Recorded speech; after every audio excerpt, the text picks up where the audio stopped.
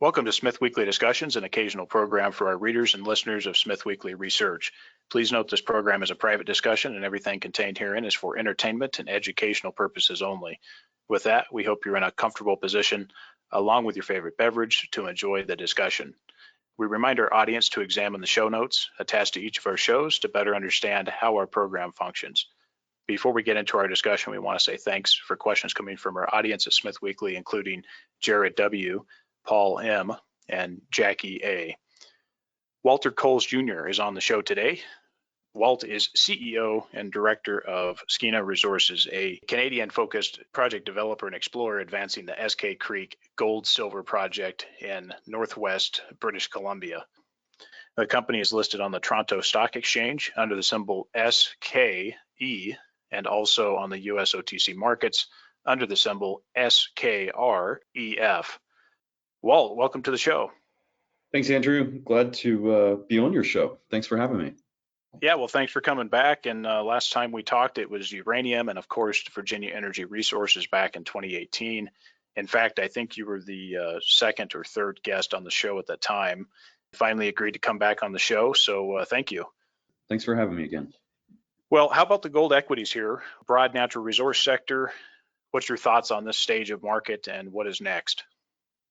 As far as commodities go, gold is one of the best places to be. I consciously decided to make the pivot from working on a uranium project to a gold, not a nickel or lithium or one of the other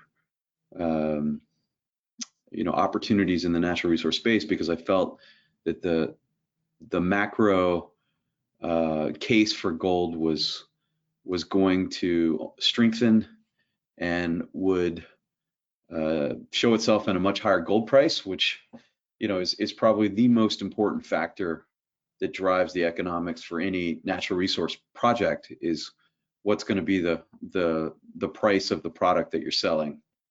And we've had a good run here in gold over the last call it 2 years, and I think we've got a few more good years ahead of us. So it's a great time to be working in the gold space, investing in the gold space. I'm pretty happy that it's playing out like I had expected. I think that uranium will have its day. More and more people concerned about global warming, and I personally think nuclear power will be part of the answer, part of that solution. But it's going to be a few years, and so I hope to circle back to our uranium project in Virginia at the right time. But right now, it's all about gold, in my opinion. Yeah, I think we have some great things going with gold, and I think multiple years ahead of us. I think we're still early stage.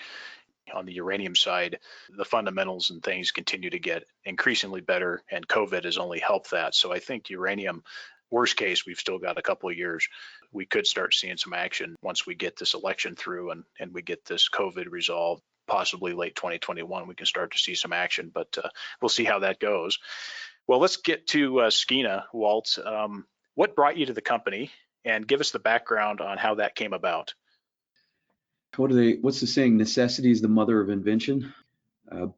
Basically, our uranium project in Virginia was held up on permitting and court cases and environmental groups trying to set up obstacles every which way we turned. So I licked my wounds and I headed west to British Columbia to work in an area that is renowned for mineral deposits, particularly precious metals and copper. And it's a place, northwestern British Columbia is a place where if you make a discovery, you can get your project permitted and built. And given what I have been through in Virginia, I wanted to make sure that I was going to work in a place that would be supportive of natural resource projects. I should qualify that not all of British Columbia is supportive of natural resources. I mean, certainly there have been a lot of headlines about oil pipelines getting held up and LNG projects having difficulty. But the Golden Triangle, which is this area of Northwest BC, has a long history of mining, and it is a place where the local communities are very supportive of mining, mean, many of the jobs up there are from mining, so there's a political base of support, which make it a great place to work in natural resources. Let's talk a little bit about capital structure at Skeena first before we get into Eskay Creek. Shares outstanding, cash on hand, and how much capital do you see that the company is consuming on a quarterly basis at this point? Right now, there's 172 million shares outstanding, but on Friday, we will close a transaction with Barrick, and Barrick will become a 12% shareholder of Skeena, and that will take our shares outstanding up to 194 million shares out. And the transaction I'm referring to is our purchase of the Eskay mine from Barrick. So it's an asset that we optioned a few years back, and we've exercised the option. We're closing on that, and we're not paying cash for it. Barrick is just becoming a shareholder in Skeena. In terms of cash on the balance sheet, we've got approximately 30 million right now, but we are in the middle of a very large drill program. We are drilling at both our Eskay and SNP projects. We've got a drill budget of 90,000 meters. So the budget was 50 million. So we've spent a good bit of that already. But to give you an idea of how significant that program is, last year in British Columbia, the total expenditures on mineral exploration totaled 194 million Canadian dollars. So this year we're spending 50. That just gives you an idea of how large our program is. It's got to be one of the largest in Canada, maybe the largest in Western Canada.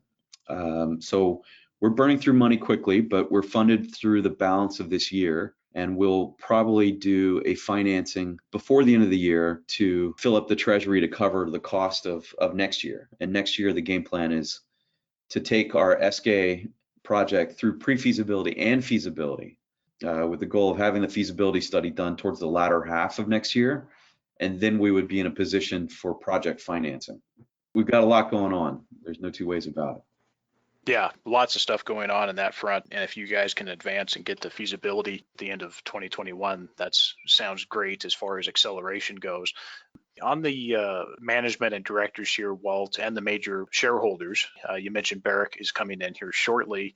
Can you just cover where management director ownership stands and also the other major shareholders?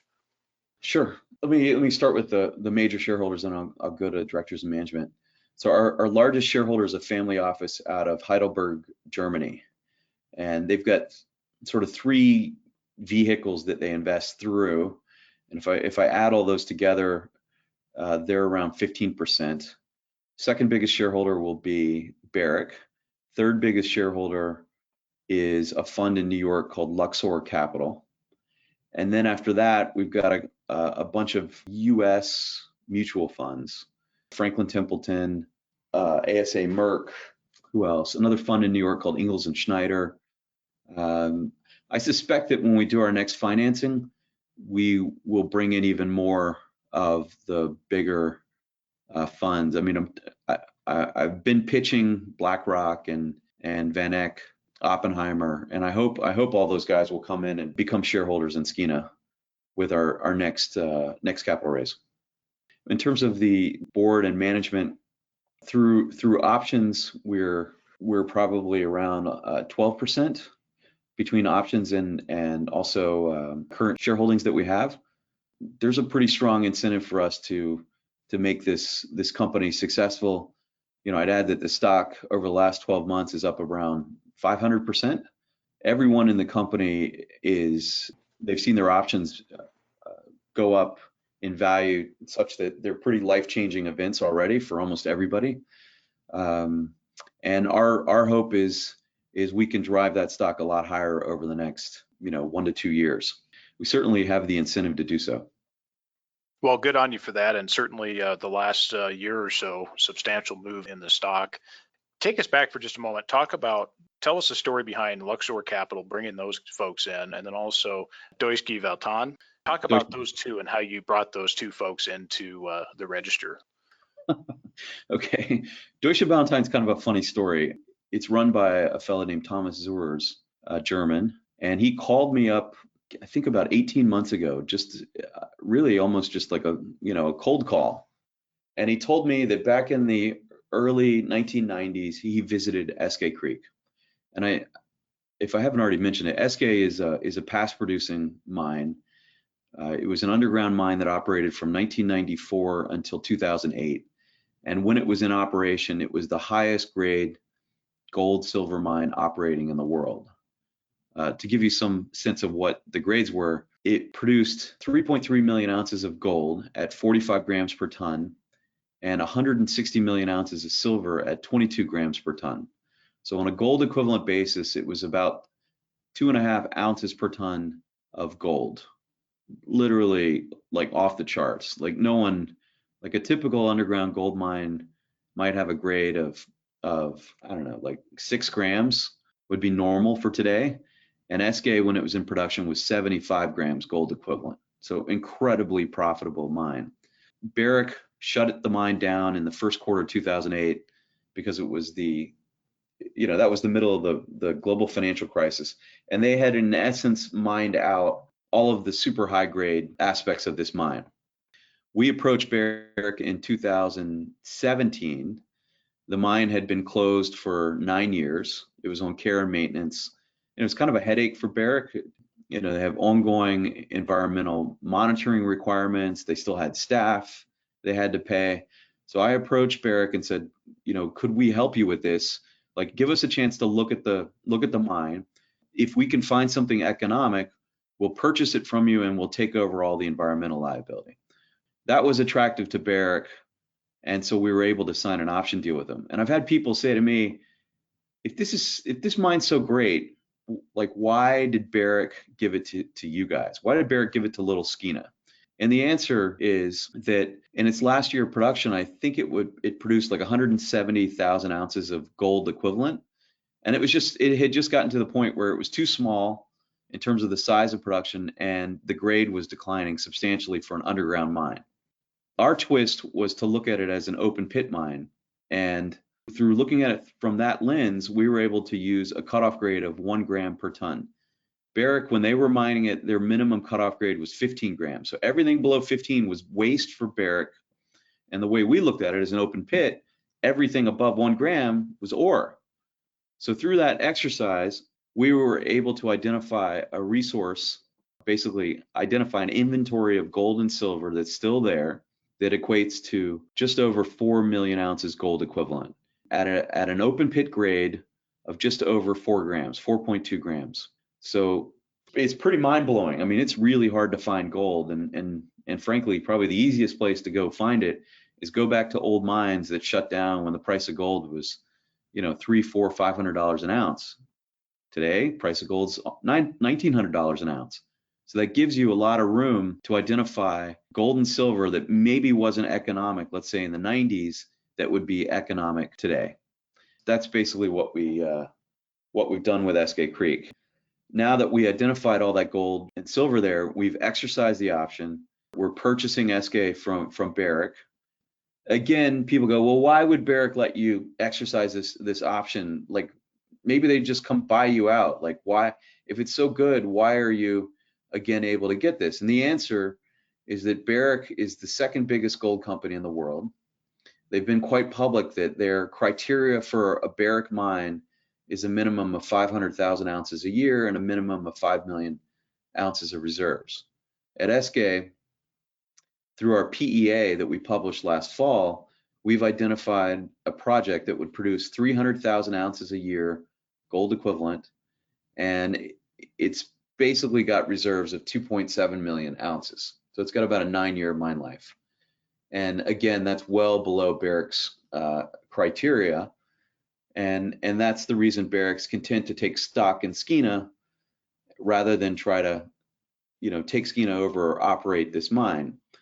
But I've been, pretty transparent with Barrick and told them we're going to do exploration now, and we hope to be able to grow the size of this project and the grade such that it does reach what Barrick calls a tier 1 criteria. We hope to grow the production profile from 300,000 ounces to 500,000 ounces. Will we get there? I don't know. I mean, the drill bit is the truth sayer. It will determine whether or not we can we're successful in growing this project. But that's my target. My target is to grow this project such that Barrick will want to come back in and buy Skeena. By Barrick having an equity position in Skeena, they can sit back and watch. And if we're successful, then maybe it becomes too tempting for Barrick and they do want to buy us. And if we're not successful, let's say we get halfway there, Barrick will certainly make money on their investment in Skeena. So I think it gives Barrick a seat at the table to watch and see how we do. And it gives us a goal to try to achieve over the next 2 years. So very long-winded answer, Andrew, and I think I didn't even get to your whole question. So apologies. Maybe you can talk about Luxor and how you talked to them to come in, but just my comments, I'm not Yeah. terribly familiar with the project, but the technical merits of the project look good. If it does advance to this point to a potential development of the project, we've seen majors do stupid things in the markets during bear markets. At the heights of bull markets, we've seen majors do stupid things, and they've paid for that over the last decade. And for you to come in and approach Barrick in 2017, I can see why companies would look to, move some of these assets that aren't considered tier one off of their balance sheets. And so we've seen moves that make sense for them, where even a project like you said, Walt, if you guys don't come up with a tier one asset, a tier two asset at current gold prices and a production profile of 300,000 ounces a year gold equivalent, you're going to have a lot of people looking at that. And if everything goes well, I think the cash flows will be there. So, but let's go back to Luxor Capital and you can fill in. Sure, and I didn't answer your question on Deutsche Ballantine. So Tom Azures called me up 18 months ago and told me that back in the 90s, he visited Eskay when it was first discovered. And he wanted to do a financing into that company, Prime Resources, but he couldn't. He and the CEO were a few pennies away from agreeing on the financing price. And he told me at the time the stock was around 30 cents. And he said since they couldn't agree on the financing price, he didn't invest. And then over the next 2-3 years, he saw the stock go from 30 cents to $78. And he never got any of that upside. So when he called me, he said, I've made the mistake once, I'm not going to make it again. What price can we do a financing into Skeena at? And we were able to negotiate and agree on a price.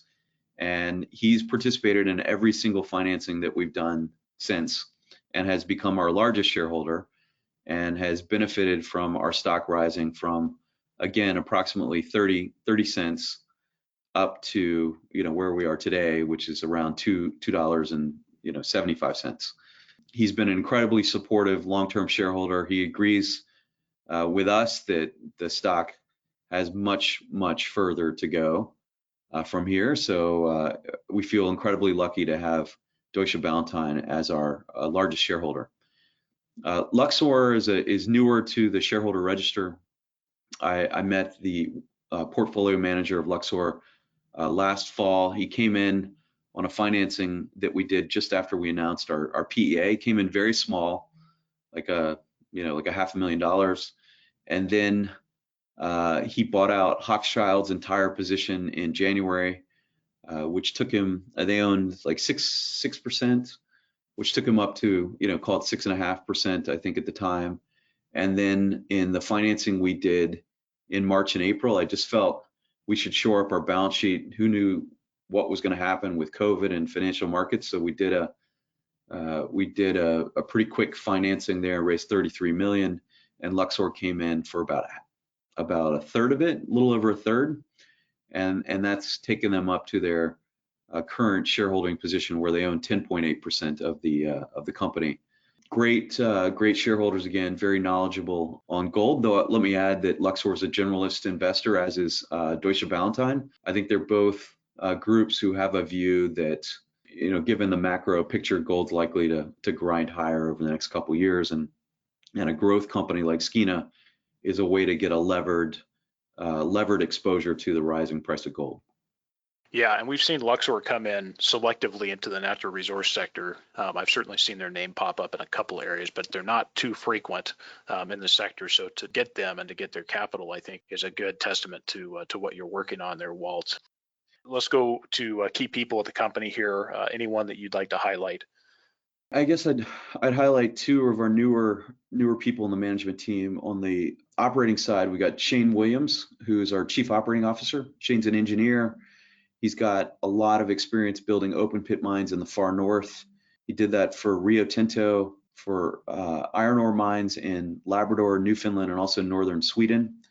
More recently, he was with Eldorado, and he was in charge of building the Lamaque underground gold mine in Quebec, which he delivered on time and under budget. So another nice feather in his cap.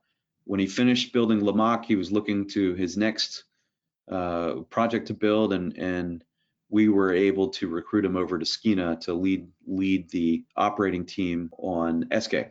Also, I'd mention that on the board side, Greg Beard's a new addition. Greg recently retired from Apollo Global Management, which is a $300 billion private equity fund in New York, where he was in charge of all natural resource investments for the last decade. And the reason I wanted to get Greg on our board is he has so much experience with New York Stock Exchange listed companies. And our hope with Skeena is that if we can get the market cap up to 750 million US, which I think we can, then we would be able to list on the New York Stock Exchange as a Canadian company. So that's a goal that we hope to apply to the New York Stock Exchange and be listed there in the next year or so. I think that's a smart move. We've seen that with companies that can get in the 500 to 750 or a billion market cap. That's a good choice. That's a good place to go. You know, people talk about LSE and talk about, you know, other listings, but I think the New York AMEX listing is still the cream of the crop when it comes to, you know, exposure and best market. So good on you for planning on that. Now, let's talk about the Expiration and Infill program that you have, phase one here. What is the expectation coming out of this, and do you expect that converting the existing M&I resource over into the proven and probable category? What's your expectations with that conversion, and how you see this infill program coming out? I would say I usually think of infill programs as being kind of boring. You know, the things that you got to do to move your inferred resource into the indicated and measured categories, so that when you complete your pre-feas, they will convert into proven and probable reserves. As a reminder for your audience, when you do a pre-feas, you can't use anything in the inferred category. You just lose it because it doesn't have close enough drill spacing to give you the confidence. And so the engineering firms won't allow you to use inferred. So that's the reason you do the infill, is to tighten up the drill spacing so that your resource will convert into reserves with the pre-feas. In our case, I don't think the infill is boring. I think it's actually pretty exciting. And the reason is that if you were to go look at our resource in our presentation, it's kind of evenly divided between the indicated and inferred on a tonnage weighted basis. There's about 14 million tons in each category. But if you look closely at the grade, you'll see that the grade of the indicated is double what the grade is on the inferred. So the indicated grade is 5.9 grams, and the grade on the inferred is 3 grams. That's partly due to drill spacing. The indicated has already been drilled off at 10 to 15 meter spaces. That means there's 10 to 15 meters between each hole. On the inferred, the spacing is substantially bigger. It's 50 to 70 meters between holes. And our resource geologist has explained to me that the further you get from a hole, there is a penalty to the grade just due to uncertainty. Now, this is a VMS deposit. So basically, it's a deposit that was created and laid down on the ocean floor a long, long time ago. And now that ocean floor is up in a mountain range. But it has this consistency of being a sort of horizontal layer that once was the ocean floor. So it's very predictable. Like when you get in this layer, it's just, when you drill into it, it has a very high degree of predictability. And from a mining perspective, it's nice and continuous. This is not a nuggety, pinch or swell, high grade vein deposit like some of the other controversial projects around us, where you think you're going to get grade, and then when they go in and mine it, the grade ends up being half of what they had hoped for. That's not what you get at Eskay Creek. It's very continuous and predictable. So that's important when we come back to the infill. When we start to drill within those inferred historic drill holes that are 50 to 70 meters apart, we're seeing the grade improve as we do that. So you can go back and look at our last couple press releases, and you'll see a hole that would be, let's say, 11 grams gold equivalent over 39 meters, and you look at the hole on either side of it and they're both 5 grams. So we're actually stumbling into pods that are higher than average grade. We had another hole that we drilled. It was about 25 grams gold equivalent over 30 meters, and again, that was right next to a hole that was 7 grams. So we're seeing not only the positives of there always being gold in between these holes, and in some cases it's, call it 3 or 4 grams, but in other cases it's much, much higher. So we're averaging out towards that 5 to 6 gram range, which leads us to our goal from this infill, is we hope to raise the size of our deposit from 4 million to 5 million ounces and take the grade from 4.2 grams to over 5 grams.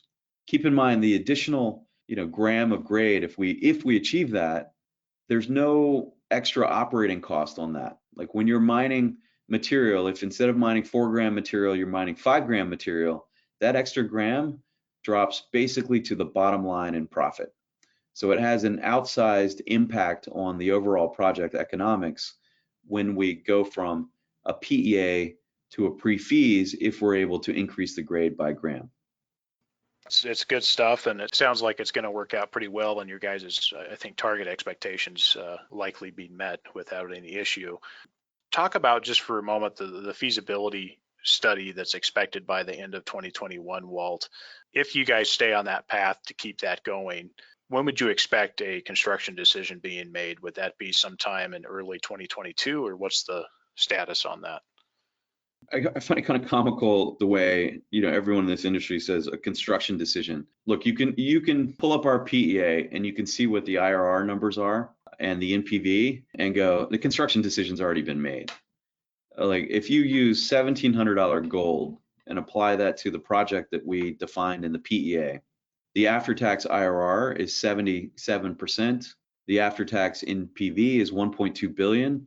And keep in mind, that's on a CapEx of 300 million Canadian. And when I said the after-tax NPV, I'm referring to that in Canadian dollars.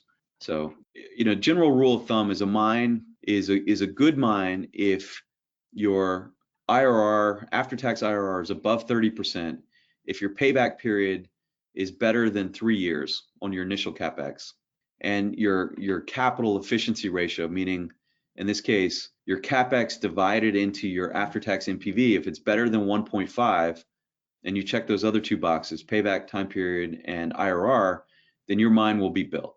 So if we apply that to Eskay Creek, you can take your pick, $1,200 gold, it meets that criteria, or if you use $1,700 gold or $1,900 gold, basically spot today, it checks all 3 of those boxes in every which way.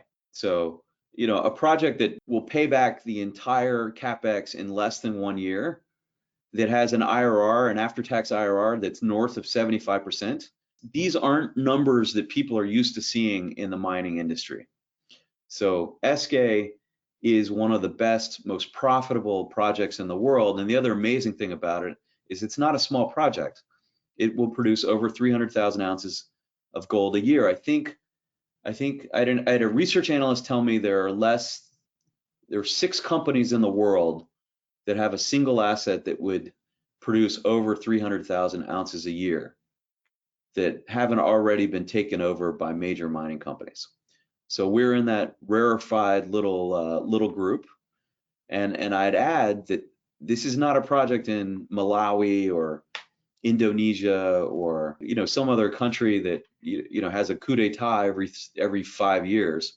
This is a project in a politically stable jurisdiction of Canada, which makes it even rarer and likely to be even more sought after in the years ahead. Definitely good to know to watch. You guys have some pretty comfortable downside protection on the gold price, and of course, if you stay where the price is today, it's quite a cash gusher if everything goes well. And then, of course, the upside in gold price just makes it look orders of magnitude even better. So with the feasibility study being expected by the end of 2021. Let's move over for a moment and just talk about your guys' remaining provincial and federal permitting that is needed to finish up the permitting, because this is an existing site already. You already have some permits in place, but can you just cover what you guys need to do on the permitting front to get everything ready? As you mentioned, it's a brownfield site, so that is a huge advantage. It's already been disturbed. There's already a tailings facility there that's fully permitted with ample capacity for us to put the tailings in from the project that we envision. That's usually the most difficult part of permitting a project, is permitting the tailings storage facility. So that box is already checked. We've also got roads into the site that have already been built. So we don't have to permit any roads to get in and out. And that's a huge advantage for us from an exploration standpoint and construction standpoint. We already have a camp that's in existence there. We're going to use that camp as the construction camp to build the new camp. Unfortunately, the pit that we're going to create will encroach into the existing camp. So the existing camp will get removed. I think it's in the second year of the mine life. We'll have to get rid of the existing camp. But usually when you're going into a project like that, you got to finance and build an entire camp to use to build your permanent camp. And in this case, we probably save $30 million because that camp is already in existence. Back to the permitting though, this is a site that's been monitored for the last, well, since it shut down, and of course while it was in operation. So basically it's been monitored for the last 30 years, in some cases on a daily, weekly basis. Water quality has been checked. So we have all the data to prove that the previous mining operation didn't have any negative impacts on the environment. We understand the movement of water through the project area, so we understand where we need to capture water, where we need to treat it. We've built an incredibly, I think, positive relationship with the local First Nations, the Tahltan.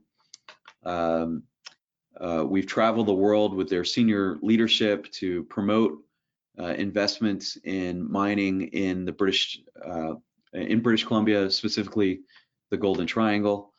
And the reason I mention that is because the province is very supportive of projects that already have First Nation support.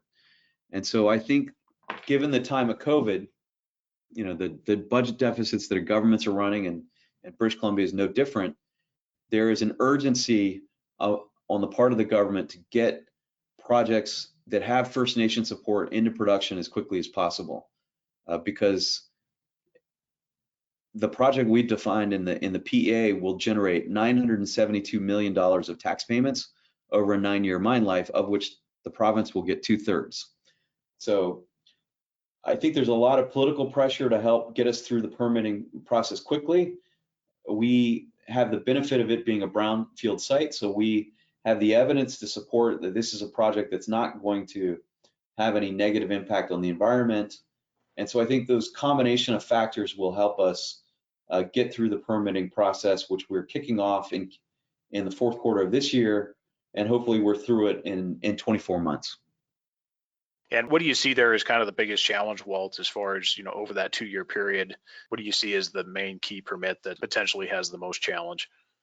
I don't see any one permit as being particularly challenging. I see the challenges are making sure all the different government agencies are coordinating, and so we don't get all the permits except for one permit. Let's say we need a permit to extend the power line from Volcano Creek hydroelectric facility up to site, and I think it's about 17 kilometers.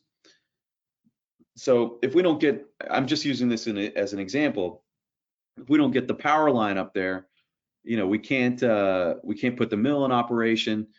There's a cascade effect that would come of that. So that's one example of how everything has to be coordinated to get this project up and running within the time frame that we're looking, which is to have it in production by 2024. So no one particular thing, but just a lot of moving parts, and it's the coordination of those activities that's going to be critical. Let's talk about financing for just a moment, and then we'll get back to construction time and first production. But the financing package for the project, Walt, what blend of financing are you looking to do? It's about 233 million US. What's your thoughts on how you guys are going to come about financing that? Yeah, again, we're just so fortunate to have a project that pays back its initial capital in less than a year. So there's a long line of people who are eager to provide the capital for a project like this. We'll look for a mix probably of debt and equity, and I'll say that we'll lean toward the conservative side, so more equity than debt. Probably around 50% equity, 50% debt, and we'll also consider streams and royalties. We'll look at them. I think that space has become so competitive that it may be the cheapest form of capital available to us. So it could be that we do less debt or some combination of debt and a finite stream, not an open-ended stream, but maybe it's like a silver stream for the first 5 years and it's done. I don't want to do open-ended things where a streaming company puts up capital and it appears to be really cheap, like 3-4% capital, but then if later in the mine life you double the mine size, the streamer ends up that cost of capital ends up being closer to like 20%. So I want to avoid that hit to our shareholders if I can. But we'll look at everything. We'll have a competitive process, and that's usually how you get the best outcome.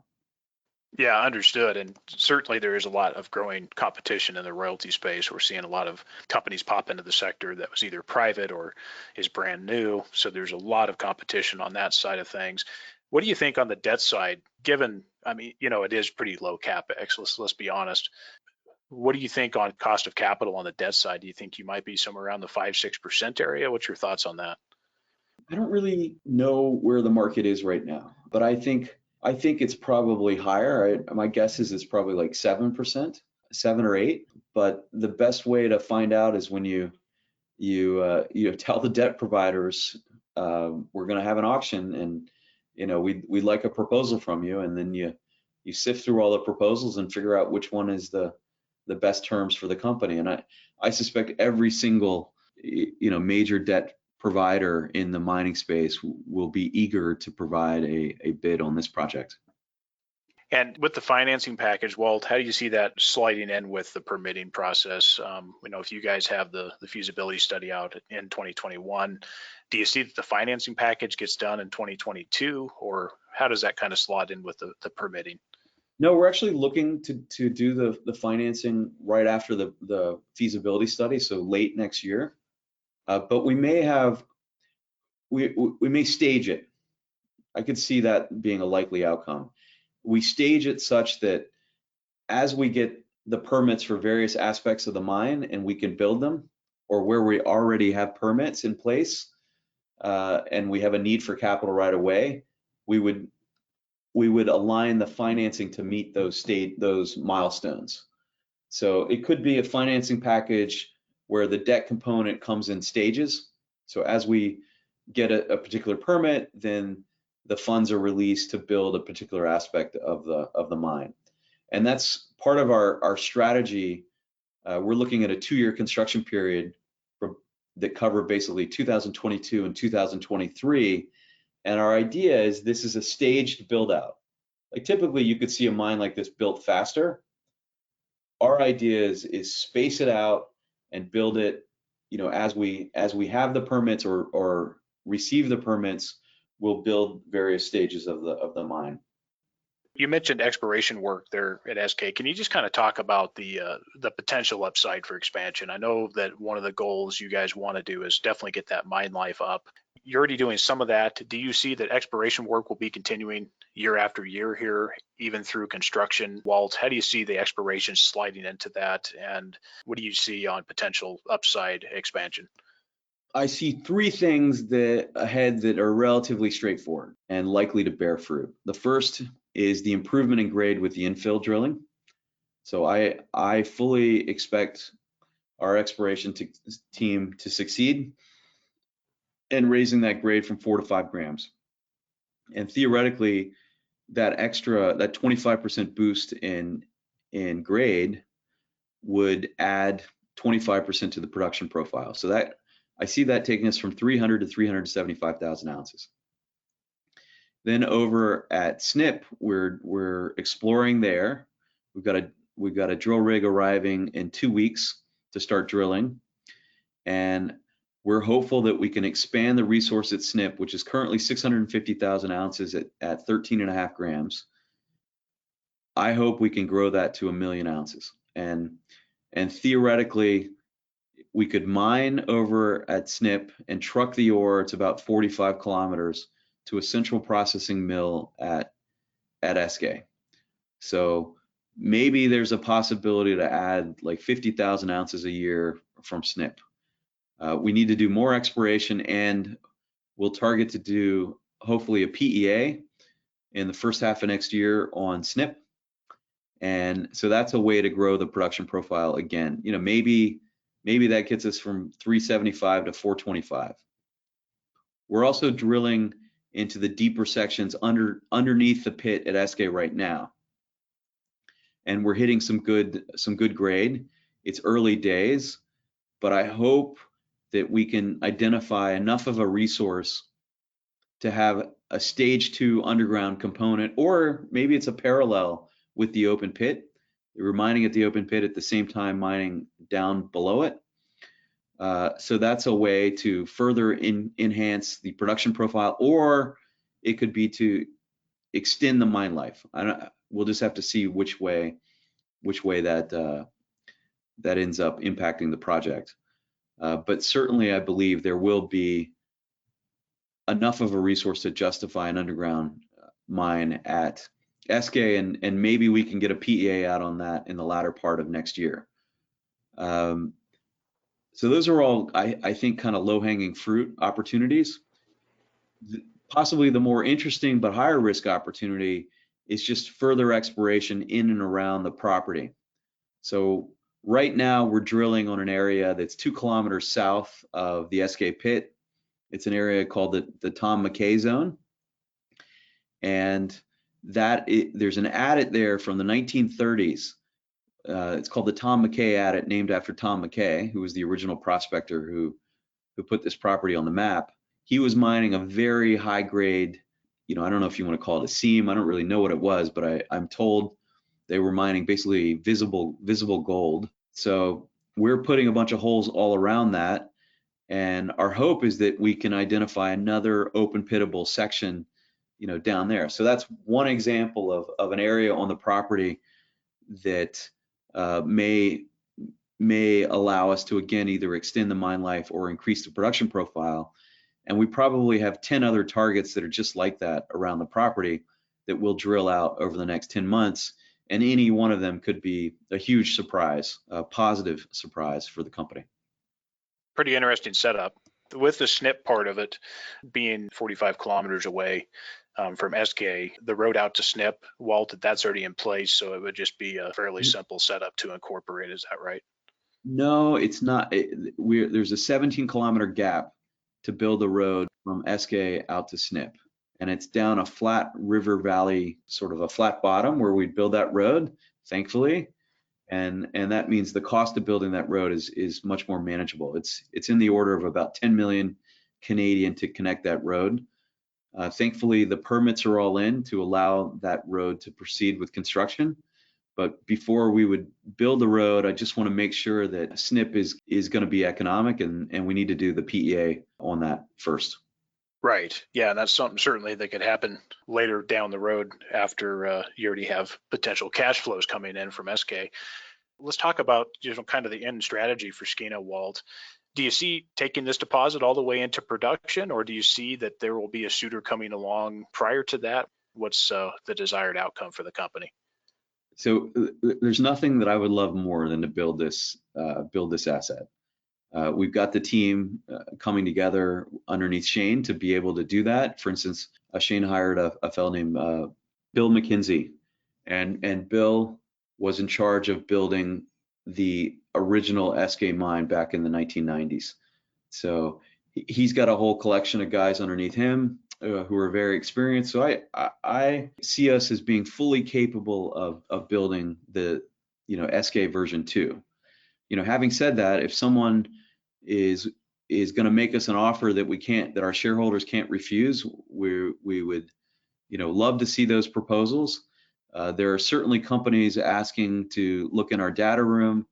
The only thing I would say is this project, because it's so rare, it's not going to go cheap. Like if someone thinks they're going to step in right now and buy this project for 30% premium, I can assure them that our major shareholders don't think that the current stock price reflects the value of what we are going to uncover over the next 12 months at this project. So, either way, whether we build it or whether we sell it, as long as we generate a very attractive return for our shareholders, that's the goal of Skeena's board and Skeena's management team. Well, Walt, shares have ran up pretty strong over the last year. Why should potential investors be considering Skeena at these current price levels? And what would you say to potential investors who are listening? Yeah, I would tell investors you want to have exposure to gold. Gold is just it's like a hedge that you need to have, especially in a world where so many bonds, so much of fixed income has a negative real rate of return. And if you are leaving your money in cash is being debased. Like fiat currencies are being debased as governments monetize their debts. There's really only two places to be. It's equities, and I think equities and gold. The threat on equities is that if inflation does start to rise in the years ahead, that would likely have an impact on the discount rates for long duration assets like equities, and could cause PE multiples to contract. Where gold in an inflation environment, everybody already knows gold generally performs very well. Skeena, though, will give you a levered exposure to gold. So, if you really wanted insurance in your portfolio, you kind of need to own like 50% gold and 50% equities. But if instead you own gold equities, that gives you a levered insurance product. So if you own, instead of needing to own 50% gold, you can own, call it like 10 or 12% gold equities, and they can give you that insurance product over the long term. And Skeena being a growth company, as we move this project from PEA to pre-feas to feasibility towards production, our price to NAV ratio, which is currently around 0.4, should go towards 1 times NAV, net asset value, or it's basically the same thing as NPV. So right now at $1,700 gold, our after-tax NPV is 1.2 billion Canadian, and our market cap is like 460 million Canadian. So as we move closer to production, you should see our market cap go from 460 to towards 1.2 billion. And then I'd add on top of that as we increase the grade of our project, like as we move that open pit grade from 4 to 5 grams, that project NPV is going to go up. And then as we increase the overall size of the project, as we find more ounces, the project NPV will go up. And so what that means is I see a future where we can hopefully move this stock up multiples from where it is today, as we achieve the dual goals of moving the project towards production, getting it into production, and of course making it bigger. So it's a levered investment to gold with a growth profile to it. Certainly good points and a compelling setup you've got. Well, Walt, best way for investors to reach out to the company for more information? Your investors could email me directly. My email address is wcoles@skeenaresources.com, or you can just call our office line. My investor relations staff is always there to answer any questions. You can talk to Kelly Earl or Katie McKenzie. The office number is 604-684-8725. Walt, it was good to chat. Really appreciate you coming back. Keep up the efforts at Skeena, and we'll talk again soon. Sounds great, Andrew.